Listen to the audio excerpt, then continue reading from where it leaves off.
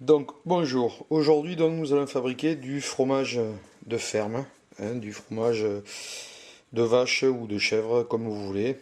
Donc pour ça vous avez besoin d'un saladier, 1 litre de lait entier, alors je précise entier parce que c'est quand même mieux que demi-écrémé. Donc soit vous le prenez à la ferme, alors lait entier de vache ou lait entier de chèvre si vous voulez faire du fromage de chèvre.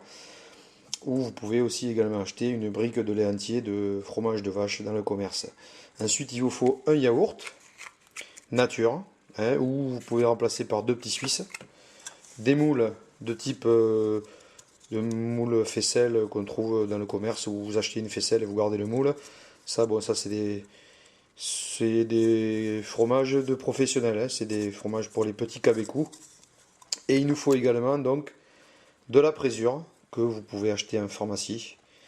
Donc ça coûte 4 ou 5 euros et avec ça vous faites à peu près, vous pouvez faire des centaines et des centaines de fromages, hein. C'est à peu près 4 ou 5 gouttes pour de présure pour à peu près 1 litre de lait. Donc là j'ai déposé le yaourt donc nature dans le saladier. Et donc à côté de ça, après avoir déposé le yaourt nature dans le saladier, je fais chauffer le lait donc à peu près une trentaine de degrés. Donc sachant que la température il est déjà à 20 degrés, température de la pièce, il y en a pour à peine 1 minute ou deux. Donc après avoir fait chauffer le lait,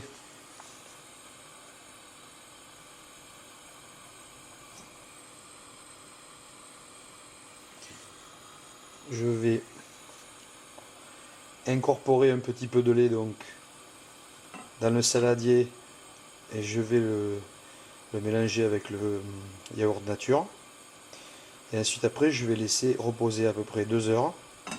Et au bout des 2 heures, je réincorporerai la totalité du lait.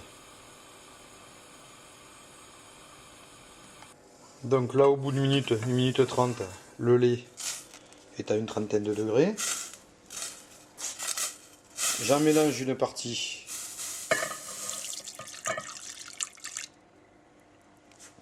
avec le yaourt. Et là, je mélange le yaourt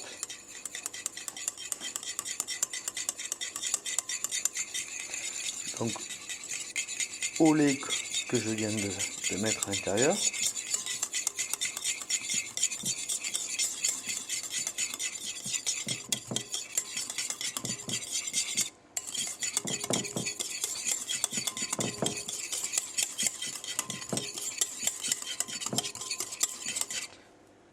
Voilà.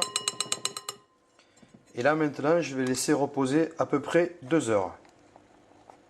Donc voilà, 2 heures après, on a donc notre yaourt mélangé donc avec un petit peu de lait. Donc là, je vais verser le restant du lait. Vous voyez déjà, ça commence à se solidifier. Ça commence, on peut dire, un peu à cailler. Donc là, je vais remuer.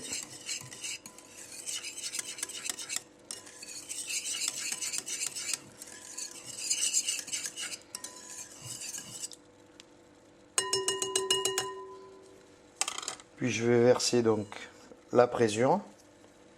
Donc vous voyez, en général, comme je disais, 3 à 4 gouttes de présure par litre de lait.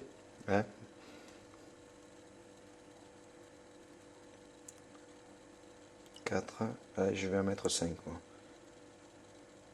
Même 6 parce que donc à partir du moment où vous l'ouvrez après et donc après on agite. À partir du moment où vous l'ouvrez, elle est moins forte après avec le temps. Donc vous pouvez en rajouter une goutte ou deux de plus.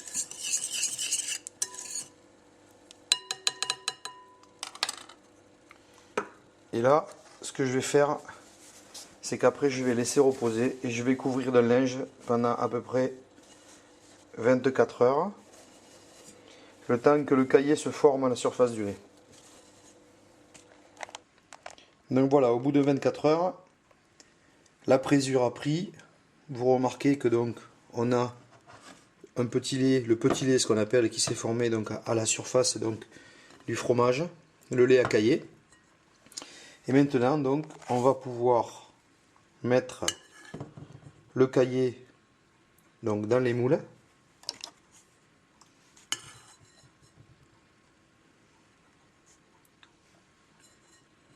Afin que le petit lait s'écoule donc délicatement par les trous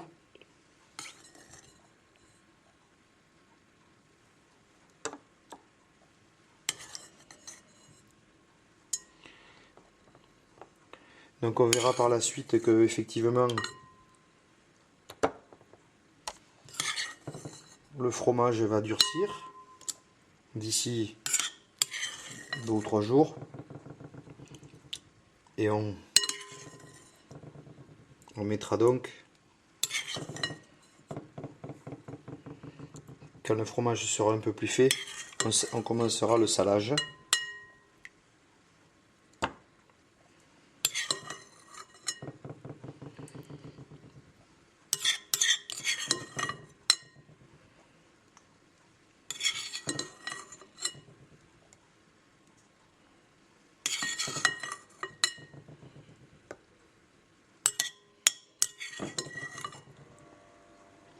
Donc avec 1 litre de lait, je fais à peu près 5 fromages, hein, ça va réduire.